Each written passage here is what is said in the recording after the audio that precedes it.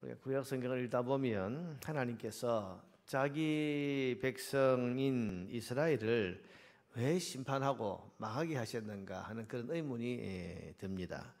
잘못을 했으면 좀 징계하고 또 정신 차리도록 좀 매를 드시면 되지, 굳이 성전을 파괴하고 또 나라를 망하게 하시고 백성들을 포로로 저 이방 나라로 붙잡혀 가게 하시고 이렇게 심판하실 필요까지 굳이 있었을까, 그런 생각이 듭니다. 그렇지만 우리가 성경을 좀 더 자세히 읽어보면 하나님은 경고하실 만큼 하셨고 또 징계와 매를 드실 만큼 드셨다는 사실을 알게 됩니다. 그러면서 그 숱한 징계와 경고에도 불구하고 그래도 돌이키지 않고 그래도 바뀌지 않았던 이스라엘의 완고함과 완악함에 더 놀라게 되는 것입니다. 그래서 소위 하나님이 너무 하신 게 아니고 이스라엘의 이 완고한 고집스러움이 더 너무하다, 그렇게 느껴지게 됩니다. 하나님 하실 만큼 하셨어요. 그런데 이스라엘은 절대 변하지 않는, 어떻게 그렇게 완고할 수 있을까? 어떻게 그렇게 완악할 수 있을까? 결국 하나님 너무 하셔서 심판하신 게 아니고 이스라엘의 그 고집스러운 완악함이 나라를 망하게 했다는 것을 우리가 성경을 좀 더 자세히 읽어보면 깨달을 수 있게 되는 것입니다. 오늘 보면 여러분 14절을 한번 보세요. 16절을 한번 보세요. 그런즉 너는 이 백성을 위하여 기도하지 말라. 그들을 위하여 부르짖어 구하지 말라. 내게 간구하지 말라. 내가 네게서 듣지 아니하리라. 하나님께서 예레미야에게 이 백성을 위해서는 이제 더 이상 기도하지 마라. 이러면 하나님이 더 이상 기도하지 마라. 기도해봐야 저들의 완악함이 바뀌지 않는다는 겁니다. 그 완악함이 안 바뀌고 있는데 기도해봐야 내가 듣겠냐, 지금 그런 말씀이죠. 여러분 17절 이하를 한번 보세요. 너는 그들이 유다 성읍들과 예루살렘 거리에서 행하는 일을 보지 못하느냐. 무슨 일을 행하고 있습니까?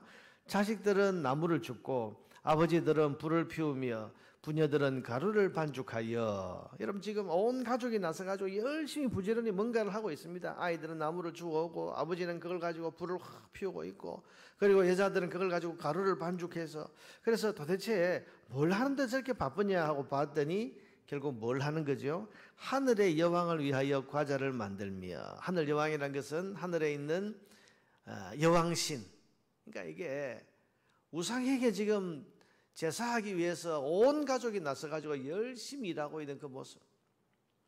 그들이 또 다른 신들에게 전제라는 것은 포도주를 이렇게 부어 드리는, 이게 포도주를 가지고 드리는 제사인데,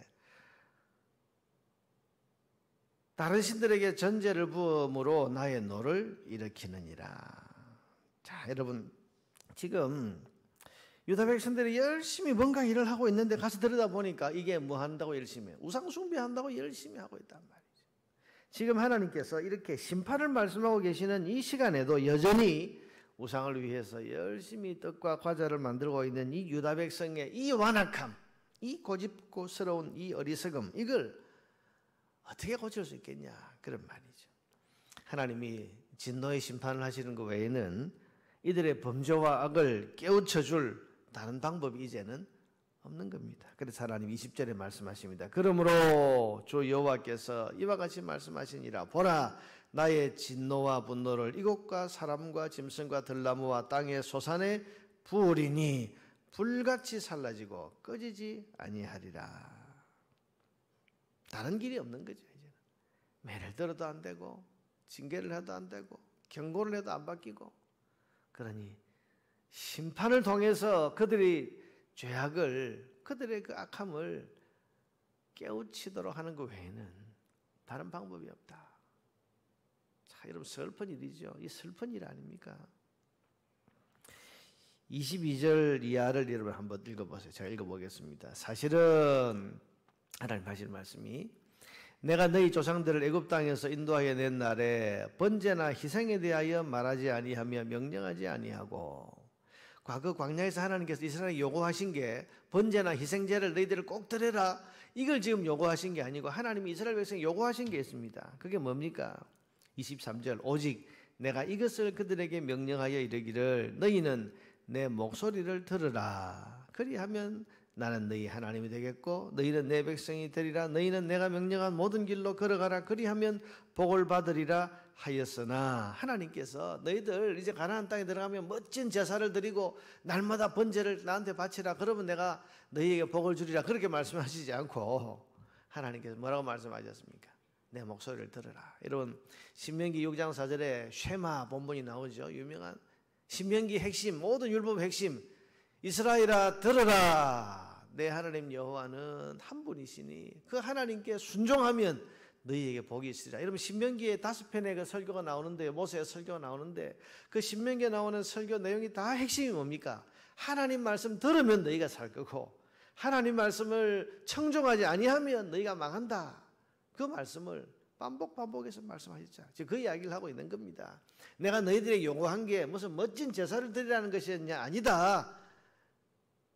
하나님의 목소리 듣고 하나님 목소리 앞에 순종하면 내가 복을 주리라고 하나님, 내가 너희 조상들에게 그렇게 말했지, 요구했지 않느냐. 그런데 24절, 그들이 순종하지 아니하며 귀를 기울이지도 아니하고 자신들의 악한 마음에 꾀와 완악한 대로 행하여, 이게 완악이란 말이 나옵니다.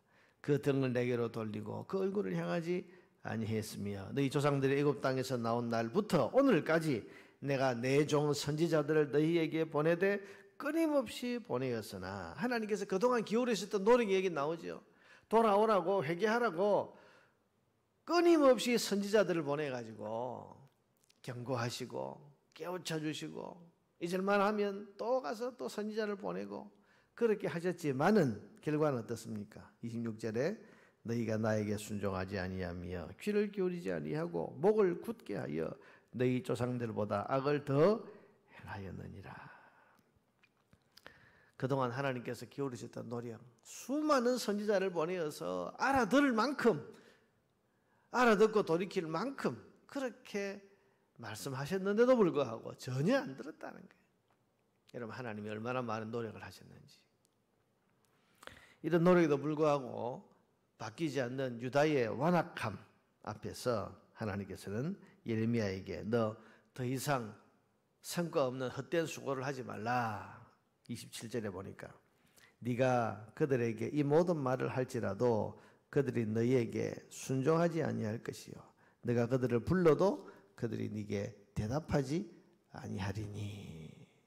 자, 여러분, 너 이제 헛수고하지 마라. 그래서 아까 16절에 우리가 봤죠. 기도할 필요 없다. 이제 예레미야야, 너 이제 이 백성 위해서 기도하지 마라.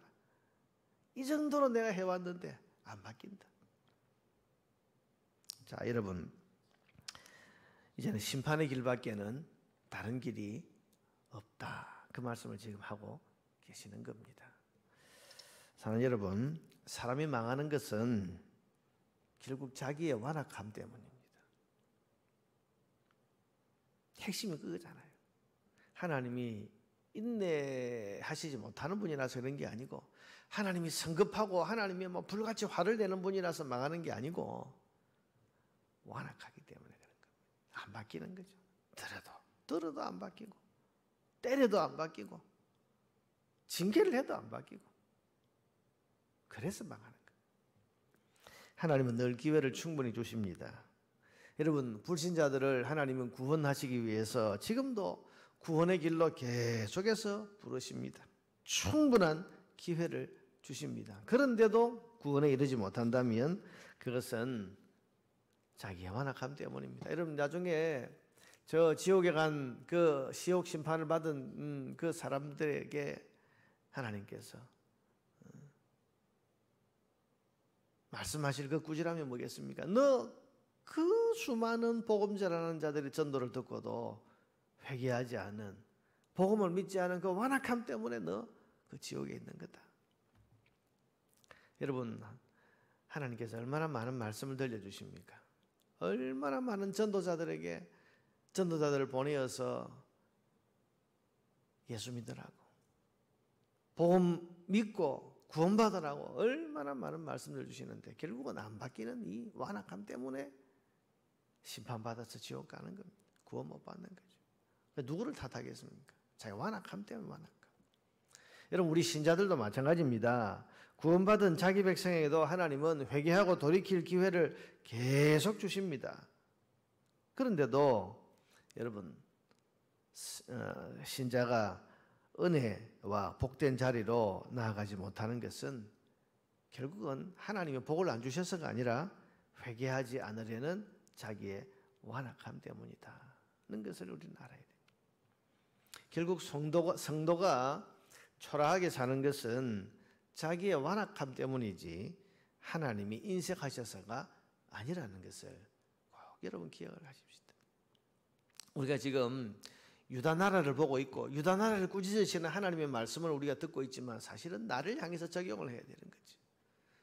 여러분, 하나님이 내게 말씀하시고 깨우쳐 주시고 변화하라, 돌이키라, 바뀌어져라, 좀 새로워져라, 말씀의 길로 들어서라, 그렇게 말씀하시는데 내가 겉으로는 순종하는 것 같지만 내 마음으로는 전혀 바뀌지 않는 것이 있다면 어떻게 우리가 하나님의 은혜와 축복의 자리 가운데서 살아갈 수 있겠습니까? 사랑하는 여러분, 마음을 부드럽게 해야 됩니다. 완악, 완고, 고집스러움, 이게 결국 망하게 하는 거죠. 그러니 마음 부드럽게 해야 됩니다. 하나님 말씀 들을 때 곧바로 순종해야 됩니다. 회개하지 않으려는 고집스러운 마음에는 소망이 없습니다.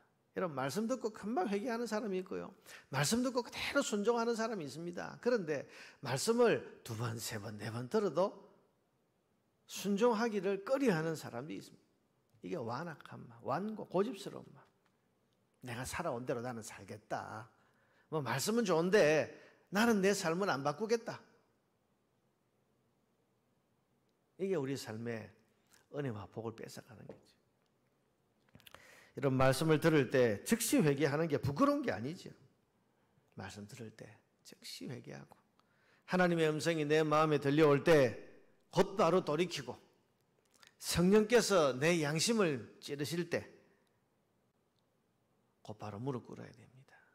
이것이 은혜와 복을 누리는 길이다 하는 사실을 기억하고 하나님 말씀 앞에 빠르게 순종하고 빠르게 반응하고 그래서 부드러운 마음으로 하나님 말씀 앞에 순종하는 순종의 삶을 살아갈 수 있게 되기를 주의 이름으로 축복합니다.